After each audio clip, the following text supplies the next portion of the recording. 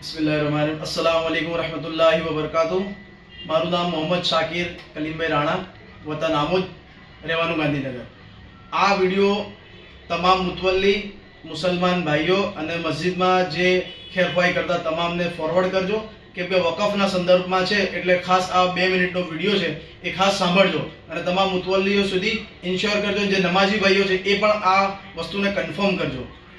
તો વાત એવી છે કે અત્યારે માઇનોરિટી અફેર્સ તરફથી આપણે જે ઉમ્મીદ પોર્ટલ પર રજીસ્ટર કરવાનું હતું, અને આ ગુજરાતના સંદર્ભમાં છે, એ બી વાત આપણે ક્લિયર કરી લઈએ કે માઇનોરિટી અફેર્સે જે ઉમ્મીદ પોર્ટલ પર રજીસ્ટ્રેશન કરવાનું હતું તેના સંદર્ભમાં 6 તારીખ લાસ્ટ આપી હતી, બરાબર છે. તો સૌથી પહેલી વસ્તુ એ છે કે આપણી જે વકફ બોર્ડ છે એ તમામ ટ્રસ્ટો વતી ટ્રિબ્યુનલમાં ગયા હતા, અને ત્યાંથી આપણોને 8 તારીખે 6 મહિનાનો સમય મળ્યો છે. એટલે આપણા વકફ બોર્ડના જે મેમ્બરો હતા એ બધા ટ્રિબ્યુનલમાં ગયા હતા, અને તમામ વતી આપણોને 6 મહિનાનો એટલે કે 6 ડિસેમ્બરથી લઈને 6/5/2026 સુધીનો આપણને સમય મળ્યો છે. એટલે 6 મહિના એક્ઝેક્ટ આપણને મળ્યા છે કાર્યવાહી પૂર્ણ કરવા માટે.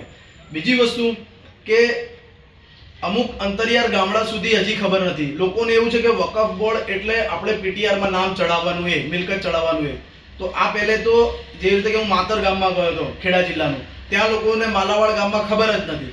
એટલે ત્યાં ગયા તો એ બીજા દિવસે આવ્યા અને આની ઉપર માહિતીઓ ચડાવી, બરાબર છે. એટલે 6 મહિનાનો સમય મળ્યો છે, અને ગુજરાતમાં હજી ઘણા બધા અંતરિયાળ ગામડા સુધી આ માહિતી પહોંચાડવાની જરૂર છે કે હજી લોકોએ પોતાની ઉમ્મીદ પોર્ટલ પર મિલકતો રજીસ્ટર્ડ નથી કરાવી. એટલે ખાસ એ ઇન્શ્યોર કરો.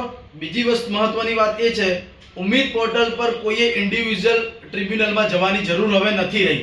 એનો હુકમ થઈ ગયો છે. એનો હું આ વિડીયોના ઉપર બીજા સ્ટેટસમાં બી એનો હુકમ જે ટ્રિબ્યુનલે કર્યો છે નાખી દઈશ, જે 6 મહિનાનો સમયગાળો મળ્યો છે. એટલે કોઈ બી ઇન્ડિવિજ્યુઅલ ટ્રસ્ટે ટ્રિબ્યુનલમાં જવાની જરૂર નથી, એ ઇન્શ્યોર કરી લો. કેમ કે સુરતથી મને 2-4 ફોન આવ્યા કે ઇન્ડિવિજ્યુઅલ જવું પડશે, તો કે ના, આપણું વકફ બોર્ડ આપણા બિહાફમાં ટ્રિબ્યુનલમાં ગયું છે અને ત્યાંથી 6 મહિનાનો સમય આપણને મળી ગયો છે. એનો હુકમ થઈ ગયો છે. એ હું હુકમ બી આ વિડીયો પછી મારી આઈડી પર નાખી દઈશ. બીજી વસ્તુ કે હાલ ઘણી બધી ટ્રસ્ટીઓ, એક્ઝામ્પલ છે કે 11 ટ્રસ્ટીઓ છે, એમાંથી 2 ટ્રસ્ટીઓ ગુજરી ગયા હોય છે, બાકીના 9 ટ્રસ્ટીઓ હોય છે. તો અત્યારે કોઈ ફેરફાર રિપોર્ટ નહીં ભરો, સીધું પહેલે ઉમ્મીદ પોર્ટલ પર પીટીઆરની લેટેસ્ટ કોપી અને તમારું જે અલ્લાહ ને ક્યાં આપે તો તમારું જે છેલ્લું ઇન્કમ ટેક્સ તમે જે રિટર્ન ફાઇલ કરો, ઓડિટ રિપોર્ટ, તો ઓડિટ રિપોર્ટ પહેલે એ તમારે 2 વર્ષના એ સબમિટ કરવાનો હોય છે. એ ત્યારબાદ જે મિલકતો બાકી રહી ગઈ છે એનો ફોર્મ નમૂનો ડ ભરીને એ મિલકતો અપલોડ કરવાની છે, એનો ફેરફાર રિપોર્ટ ભરવાનો છે. એ ફેરફાર રિપોર્ટ ત્યારે મંજૂર થશે જ્યારે તમે આપશો, કેમ કે આવનારા જાન્યુઆરીમાં બનતા સુધી બોર્ડની મીટિંગ છે, વકફ બોર્ડની. એમાં એ પહેલા જો તમારો ત્યાં આવી જશે તો એ ફેરફાર રિપોર્ટ જો મંજૂર થઈ જાય તો એ બી પીટીઆરમાં તમારો ચડી જશે. પહેલો સૌથી મોટો એ ડિફરન્સ સમજી લો કે ઉમ્મીદ પોર્ટલ એ સેન્ટ્રલ માઇનોરિટી અફેર્સ મિનિસ્ટરમાં રજીસ્ટર્ડ, એટલે દિલ્હી સુધી આપણી મિલકતો શો કરવાનું માધ્યમ છે, અને વકફ બોર્ડમાં જે પીટીઆર બને છે આપણી મિલકતો વકફ બોર્ડમાં રજીસ્ટર કરવાનું માધ્યમ છે. એટલે બેમાં તફાવત છે, એક સેન્ટ્રલનું છે અને એક સ્ટેટનું છે. તો હાલ આપણી જે માહિતી માંગી છે એ સેન્ટ્રલ વાળાએ માંગી છે. તો આપણા ઘણા બધા ટ્રસ્ટો હજી મને એક્ઝેક્ટલી કહું તો 20-25% જ રજીસ્ટર્ડ થયા છે. એટલે 6 મહિનાનો સમય ખૂબ લાંબો સમય છે અને સારો સમય છે.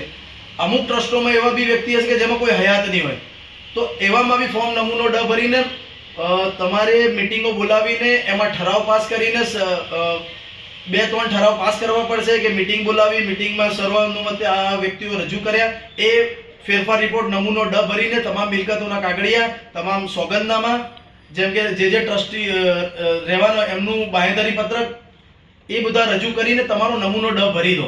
એ નમૂનો ડ એક્સેપ્ટ થાય એ પછી આપણો પીટીઆરમાં નામ ચડી જાય, અને પીટીઆરનું નામ ચડ્યા બાદ બી આપણે ઉમ્મીદ પોર્ટલ પર રજીસ્ટર કરી શકીએ. એટલે આ ત્યારબાદ મિલકતો અમુક હશે કે અત્યારે નમૂનો ડ આપણે ફેરફારનો ભર્યો, મિલકતો બાકી રહી ગઈ, તો ઉમ્મીદ પોર્ટલ પર પહેલે એ રજીસ્ટર થઈ જાય પછી નમૂનો ડ બી સાથે સાથે ભરી શકો. અમુક લોકોમાં નમૂનો ડ મિલકતોનું મતલબ કેટલા મિલકત છે કેટલી નથી એમાં થોડોક સમય લાગવાનો હોય છે, કેમ કે પંચાયતનો દાખલો, માપણી, આ તે થોડું બધું હોય છે. તો એ નમૂનો ડ એ બી ભરી શકો કે સપોઝ મારા ગામમાં 9 મિલકત હતી, તો 9 મિલકત એ મારી પાસે હતી, ચડાયેલી ન હતી, તો અમે પહેલે સૌથી પહેલે ઉમ્મીદ પોર્ટલ પર રજીસ્ટર કરી દીધી અને ત્યારબાદ હાલ નમૂનો ડ ભરીને અમે આપી દીધું છે, એટલે ફેરફાર રિપોર્ટ મંજૂર થઈ જશે, એટલે એ પીટીઆરમાં ચડી જશે. બરાબર.